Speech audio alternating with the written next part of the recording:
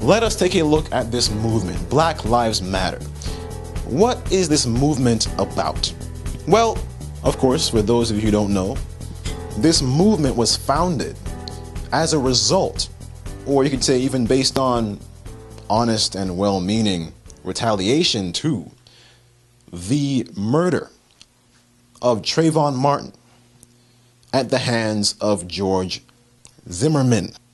Now, Trayvon Martin was a black man who was unnecessarily murdered, taken down for no apparent reason, just because he was black.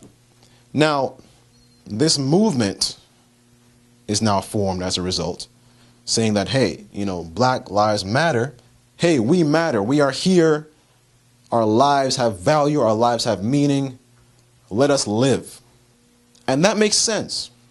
I agree with that. Let us live. Our lives have value. Our lives have meaning. But when you look at this movement closely, you'll realize that there are certain core issues that are not being addressed as they should. One of them being the absence of black fathers. A friend of mine sent me a video. And this video, very interesting video, published by Prager University, and the video is titled Black Fathers Matter. And in this video was a man by the name of Larry Elder. And this man, a black man, an author, radio talk show host, and he managed to interview Kwesi Mfume, who was at that time the president of the NAACP. And he asked him a very, very interesting question. He basically asked him, between the existence of white racism and the absence of black fathers, which one poses the bigger threat to the black community? Without missing a beat, the president of the NAACP said, the absence of black fathers.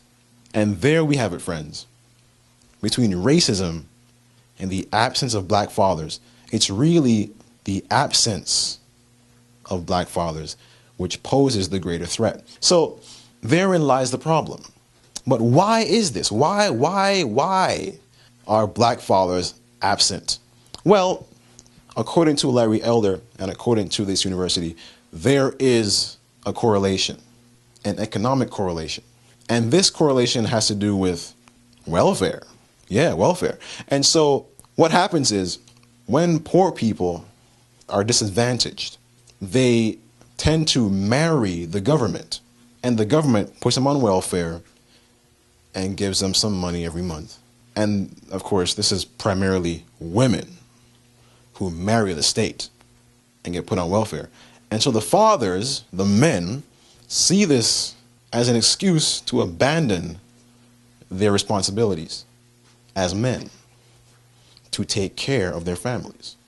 And so the men just have babies, they go around, have babies, and then they leave. And the women, desperate for help, they want help, they turn to the state, the government, welfare, for help. They receive help, and so there you go. And of course, they have more babies, and more babies equals more welfare. And so the cycle perpetuates. And so these men, these boy babies that are raised without fathers, they grow up and they do the same thing that their fathers did. They go absent. And so now we have fathers and men in society walking around who don't know how to be men, even though they look like men. And so we have an issue, friends. We have a huge issue. And so this Black Lives Matter thing, yeah, more power to you. But the real issues are not really being addressed. It's all about, white people and black people and, down with the guns and down with the... But the reality is, if we don't shape policy around core issues like absent fathers in the home, then we're really heading nowhere. If we don't go to the root of the problem will not be solved. And so fathers, this is a call to action. If you're already a father and you're already in the game, then good, congratulations, more power to you, God be with you. But if you're a father and you're not in the game, Get back in the game, man. We need you. We need you to be there for your family, for your loved ones. We need men. And of course, this is why we have a lot of effeminate men, because there are no men to teach these males how to actually be men. And the men who are actually trying to be men are being criticized for being too rough, too rash, too extreme, if you will. They're criticized for being themselves. Lord have mercy. What kind of world do we live in?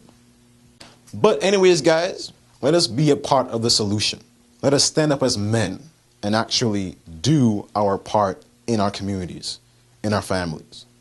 And also, what do you guys think about all this? Do you think Black Lives Matter is a worthy movement? Are they missing certain core issues that they need to focus on? Or are they right on track doing exactly what they're supposed to do?